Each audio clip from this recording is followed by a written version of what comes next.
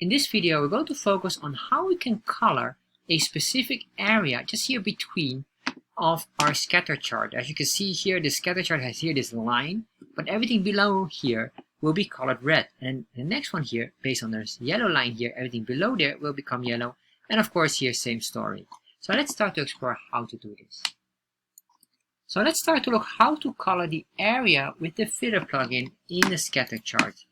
So the first thing what we need is we need to go to chartjs3.com getting started, this specific link here, to get our default code. You can find this link in the description box. So I'm going to scroll down here and just copy this entire chunk of code here. If you want to understand what this code does, make sure you watch this video here. Paste it all in there, and once I did that, I will cut out this, and then I'll put it all in here. Save that, refresh, and now we have a bar chart. But of course, we want to have a scatter chart. Scroll down, I'm going to convert it into a scatter chart.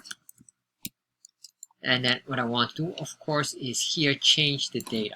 So I'm going to say here, so I'm going to put a scatter data set. So it's x1, y equals 1, comma. Copy this and paste this 7 more times, or at least have 7 items. I'm going to put in here 2, 3, 4, 5, 6, and so on. Save that and refresh, and now we have this here.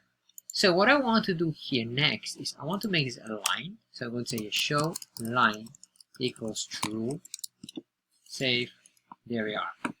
So now what I want to do is I want to duplicate this multiple times. So I'm going to copy all of this. Oh, I guess I did something here. Do it again. And yeah, there we are. Sorry. Copy this, and we're going to add up here one more data set and another one. So everyone will have a separate color. So what I will do is here, this will be the dark color or the blackish color. And we'll just say here, this will be black. Then what we have here, another one, I'll just grab here the yellow color.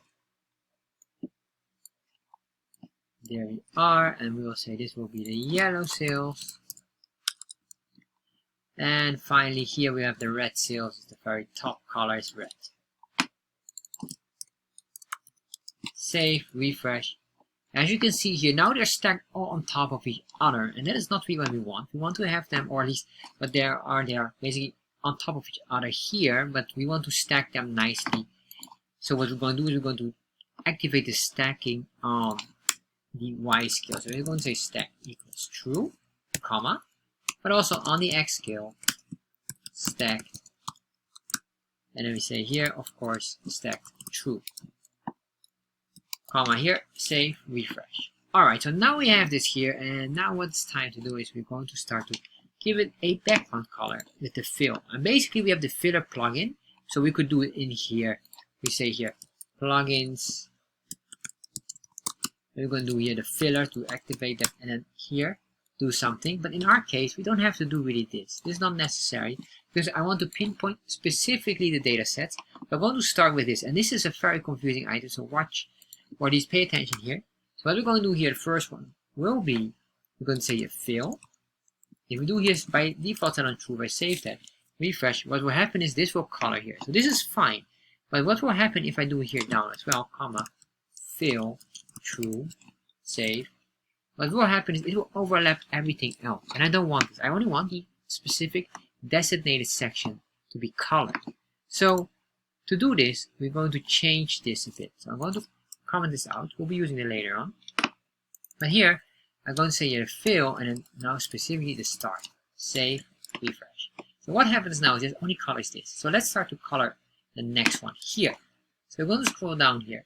Put a comma here. I'm going to say fill. And now what I'm going to say here, -1. Save that, refresh. And what will happen now, as you can see, it will color specifically this. So you say why -1? So the -1 is basically from the data set and below. That's basically what we're doing here. So everything from the data set below. If you do 1, it will go above. Well, let's see. Or at least it's supposed to go. So let's see here. Or but sometimes it just doesn't work. Or maybe we do number 2 here. What will happen? As you can see here, from 2, from here, it will go up. So this is a very tricky one and can confuse you a lot, and especially for me as well. So what I want to do here next is this one. We'll do here basically -1 again. for the next item. Alright, so we have this one here, and I realize that here I need to do here -1. Save that.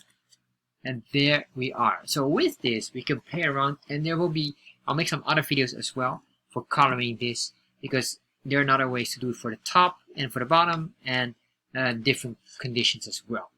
However, with this, you can start to color nicely the items within a chart area.